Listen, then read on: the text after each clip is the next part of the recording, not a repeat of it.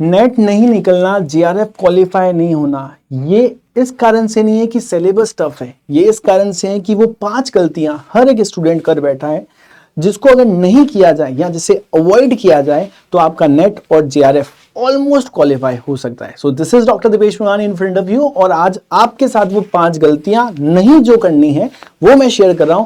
हर एक स्टूडेंट को वो 5 मिस्टेक अवॉइड करनी है वाइल प्रिपरेशन और while preparing for the UGC net. Okay, तो वन बाय वन हम बात करेंगे और कैसे उसको रिमूव किया जा सकता है, कैसे उसे ओवरकम किया जा सकता है, उसकी हम बात करेंगे कि एक्चुअल में बिगिनिंग लेवल से ही एंड तक ये गलती कभी भी नहीं करनी है। तो स्टार्ट करते हैं हम अपने पूरे पोर्शन को, वन बाय वन हम करेंगे, एक एक गलती है उसको अच्छे से एनालाइज करेंगे। सबसे पहले मिस्टेक नंबर 1, स्टूडेंट क्या करता है, रैंडम प्रिपरेशन स्टार्ट करता है। रैंडम प्रिपरेशन, देखो रैंडम फोटो तो अच्छी आ सकती है, रैंडम पिक अच्छी आ सकती है, बट रैंडम प्रिपरेशन स्टार्ट करना, रैंडम स्टडी करना वो गलत है। तो जब भी आप स्टडी कर रहे हो तो एक प्रिपरेशन स्ट्रेटेजी अपने पास होनी चाहिए कि मेरी नेक्स्ट 7 डेज की स्ट्रेटेजी क्या होगी, मेरी नेक्स्ट 10 डेज की स्ट्रेटेजी क्या होगी।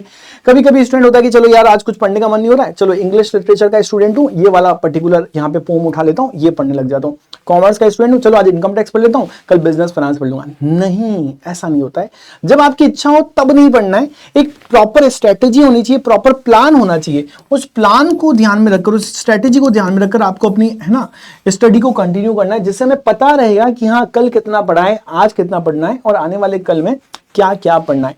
ये सबसे इंपॉर्टेंट होता है और ये पॉसिबल कब होगा, जब अपने सिलेबस को आप अच्छे से देखोगे और एक अच्छी सी स्ट्रेटेजी बनाओगे। वीकली बेसिस पे स्ट्रेटेजी, छोटे छोटे प्लान्स होने चाहिए। देन आफ्टर आप जब थोड़ा सा 1-2 महीने आप लगातार पढ़ोगे, कंटिन्यूटी रखोगे, कंसिस्टेंसी रखोगे, तब जाके ये स्ट्रेटेजी एक बहुत ही अच्छा सिलेबस आपका कवर करवाएगी। Understood guys? तो ये मिस्टेक कभी नहीं करना कि रैंडम है ना हम स्टडी प्लान बना के बैठे हैं, रैंडम स्ट्रेटेजी लेके कुछ भी बैठ गए प्रिपरेशन करना है, ऐसा नहीं करना है। तो उसके लिए प्रॉपर प्लान होना चाहिए। नेक्स्ट पॉइंट आता है हमारे पास कि मिस्टेक नंबर 2 जो बच्चा हमेशा करता है, पीवाईक्यू को एनालाइज नहीं करता है। देखो जो पैटर्न होता है ना सर, यूजीसी नेट का एक पैटर्न है, यूजीसी का पैटर्न आपने देखा होगा। तो टाइप ऑफ क्वेश्चंस आपको ज्यादा अलग अलग नहीं दिखेंगे, आपको एजर्शन रीजन वाले क्वेश्चन दिखेंगे, आपको स्टेटमेंट बेस्ड क्वेश्चन दिखेंगे, आपको फैक्ट बेस्ड क्वेश्चन दिखेंगे, आपको सीक्वेंस बेस्ड क्रोनोलॉजिकल ऑर्डर वाले क्वेश्चन दिखेंगे, आपको कॉम्प्रिहेंसिव पैसेज वाले क्वेश्चन दिखेंगे, ठीक है। और उसके अलावा अगर हम बात करें तो मैच द फॉलोइंग, ये आपको क्वेश्चन दिखते हैं। इसके अलावा कोई इंपॉर्टेंट यूजीसी जो है फॉलो ही नहीं करता। हर अटेम्प्ट के अंदर कभी कोई क्वेश्चन ज्यादा दे रहा है, कभी कोई क्वेश्चन ज्यादा दे रहा है। प्रीवियस अटेम्प्ट की बात करें तो एजर्शन रीजन के क्वेश्चन पेपर 1 में ज्यादा आ गए थे, पिछली बार बात करें तो यहाँ पे सीक्वेंस वाले क्वेश्चन थोड़े ज्यादा आ गए थे। अंडरस्टूड? तो यहाँ पे यूजीसी क्या कर रहा है, आपको पैटर्न बता के रख रहा है ऑलरेडी, बट हम लोग क्या कर रहे हैं, स्टूडेंट क्या मिस्टेक कर रहा है, वो सारे पैटर्न को देख ही नहीं रहा है, उस पैटर्न को समझ ही नहीं रहा है। पीवाईक्यू को एनालाइज करना बहुत ज्यादा जरूरी है। अगर आप पीवाईक्यू एनालाइज करते हो तो आपको टाइप ऑफ क्वेश्चन पता चलता है कि आपके एग्जाम में किस टाइप का क्वेश्चन होगा। तो आई होप ये वाली गलती कोई भी स्टूडेंट है ना यहाँ पर नहीं करेगा। तो इसको अवॉइड करना है, पीवाईक्यू को आपको एनालाइज करना है। जब भी आप अपनी प्रिपरेशन स्टार्ट करो तो PYQ analysis the most important part. Second हो गया। थर्ड की बात करते हैं, मिस्टेक नंबर 3, एक बहुत ही गंदी टेक्निक होती है नोट्स बनाने की।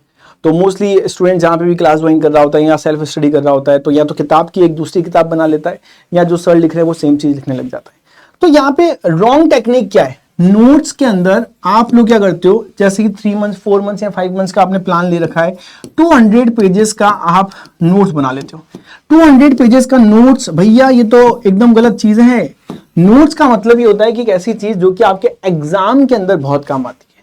आप उस नोट्स को रीड करो तो आपको डायरेक्ट आपका एक क्वेश्चन सॉल्व होना चाहिए, है ना। मतलब कि फैक्ट लिख दो, डेटा लिख दो, डेट लिख दो, ठीक है, फ्लो चार्ट बना लो। तो ऐसा नोट्स मत बनाओ कि सेम एक किताब दूसरी और बनती जा रही है। तो नोट्स बनाने की जो बहुत ही बुरी टेक्निक होती है वो होता है कि सेम टू सेम कॉपी कर लेना। That's a wrong technique. आप अपने वे में नोट्स बनाओगे, अपनी लैंग्वेज में नोट्स बनाओगे, फ्लो चार्ट्स का यूज करना चाहिए वहां पर आपको, ठीक है। डिफरेंट डायग्राम्स को यूज कर सकते हो, एग्जाम्पल्स को नोट्स में आप लिख सकते हो। भाई हमने सर ने ए और बी का एग्जाम्पल दिया तो वो ए और बी की मैरिज वाला एग्जाम्पल हमने लिख दिया, ए बी की मैरिज, और वो टॉपिक पूरा क्लियर। जैसे ही वो टॉपिक आएगा मुझे वो एग्जाम्पल याद आना चाहिए, ठीक है। तो नोट्स बनाने की एक टेक्निक होती है, एग्जाम्पल्स के थ्रू, फ्लो चार्ट्स के थ्रू, है ना, या फिर शॉर्टकट ट्रिक्स के थ्रू वो नोट्स होने चाहिए जो कि आप एग्जाम से पहले रिवाइज कर पाओ। एग्जाम से पहले पता चला 2 दिन पहले हम पढ़ने बैठे नोट्स और 200 पेज के नोट्स है, कब कंप्लीट होंगे अभी, ठीक है। अंडरस्टूड? तो ये सबसे इंपॉर्टेंट पार्ट है, इसका ध्यान रखें। मिस्टेक नंबर 4 कि भैया स्टूडेंट ने कंसेप्ट तो पढ़ लिया है, सर आपने बोला स्ट्रेटेजी बनाओ, कंसेप्ट पढ़ो, कंसेप्ट पढ़ लिया, सब कुछ कर लिया, बट आपने उन टॉपिक्स के जो आपने टॉपिक्स क्लियर किए उनके साथ साथ में एमसीक्यू प्रैक्टिस नहीं की है।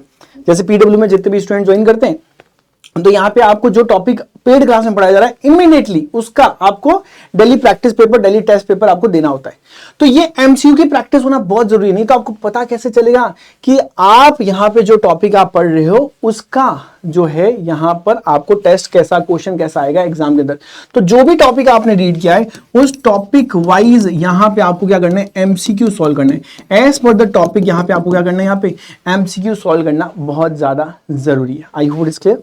Next last mistake, last but not the least, जो कि सबसे लास्ट पड़ाव भी है, बट ये यहां तक पहुंचने से पहले आपको पिछले 4 पड़ावों से गुजरना पड़ेगा, उनको सॉल्व करना पड़ेगा, उन मिस्टेक्स को अवॉइड करना पड़ेगा, तब जाके आप मॉक टेस्ट तक पहुंच पाओगे। स्टूडेंट के पास मॉक टेस्ट का फियर रहता है, उस फियर को दूर करने के लिए आप मॉक टेस्ट अटेम्प्ट करें as many as you can do. तो यहां पे आप मॉक टेस्ट को क्या करें, यहां पे अटेम्प्ट करें।